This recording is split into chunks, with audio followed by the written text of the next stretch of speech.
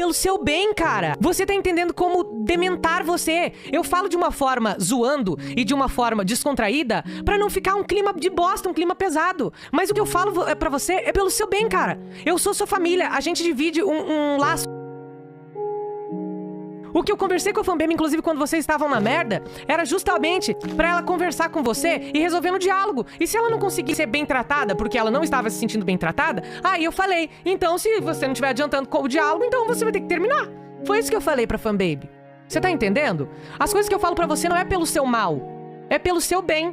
Tanto que eu tive a conversa com você também, que eu falei que você não pode fazer o que você bem entende, porque agora tem o Trevor. E as coisas vão respingar nele. E a gente é uma família. E pode respingar nele, na Fanbaby, em mim, na Choki e até em você. Nada do que eu falei foi pra comer sua mente. Eu não sou sua inimiga, Nick Link. Eu nunca fui. Desde o início.